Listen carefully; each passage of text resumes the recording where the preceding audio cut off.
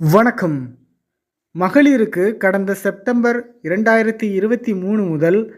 1000 உரிமைத் தொகை வழங்கப்பட்டு வருகிறது. தமிழகத்தில் 1 கோடிக்கும் மேற்பட்டோருக்கு இந்த தொகை வழங்கப்பட்டு வருகிறது. நிறைய பேருக்கு கிடைத்திருக்கிறது. ஒரு கொஞ்சம் பேருக்கு கிடைக்கல. தகுதி இருந்தும் கிடைக்கல அப்படின்னு நிறைய பேர் காத்துக்கிட்டு இருக்கிறீங்க.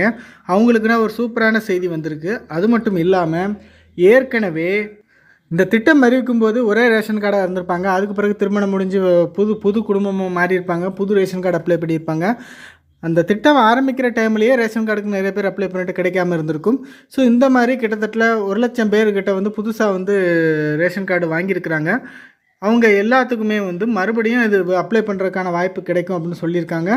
அது மட்டும் இல்லாமல் ஏற்கனவே விடுபட்டவங்க தகுதி இருந்தும் கிடைக்கல இருந்தவங்களுக்கும் மறுபடியும் அவங்களுக்கும் வாய்ப்பு கிடைக்குன்னு சொல்லியிருக்காங்க. எப்போ அப்படின்னா நாடாளுமன்ற தேர்தல் நடக்கிறனால அதை இப்போதைக்கு பண்ண முடியாது. நாடாளுமன்ற தேர்தல் நடந்து முடிந்த பிறகு இந்த ஸ்கீம் ஆரம்பிக்கும்னு சொல்கிறாங்க.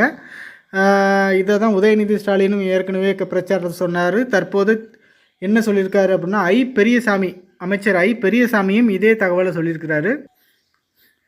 அது மட்டும் இல்லாமல் இந்த புதுசாக அப்ளை பண்ணி கிட்டத்தட்ட 50,000க்கு மேற்பட்டவருக்கு எஸ்எம்எஸ் வந்திருக்கு ரேஷன் கார்டு. அவங்க பொருட்களை அந்த அந்த எஸ்எம்எஸில் உள்ள நம்பரை வச்சு ரேஷன் கடையில் சொல்லி நீங்கள் பொருட்கள் வாங்கிக்கலாம்.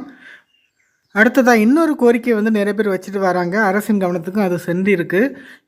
அதையும் நாடாளுமன்ற தேர்தலுக்கு பிறகு பரிசீலித்து என்ன முடிவு எடுக்கணுமோ அதை எடுப்பாங்க. அது என்ன கோரிக்கை அப்படின்னா, இப்போ 10ஆம் தேதியிலேருந்து 15ஆம் தேதி ஒவ்வொரு மாதமும் உரிமை தொகை வருது. அது அவசர தேவைக்கு உடனே கொடுக்க முடியல. காரணம் எல்லாத்துக்குமே மாதத்தோட ஸ்டார்டிங்கில் தான் நிறைய செலவுகள் இருக்கும். அந்த டைமில் 1லேருந்து 5ஆம் தேதிக்குள்ளே கொடுத்தா நல்லாயிருக்கும் அப்படின்னு நிறைய பேர் கோரிக்கை வச்சுருக்குறாங்க. ஸோ அரசு கூடிய விரைவில் அதுக்கு என்ன முடிவு எடுக்கணுமோ அதை எடுப்பாங்க.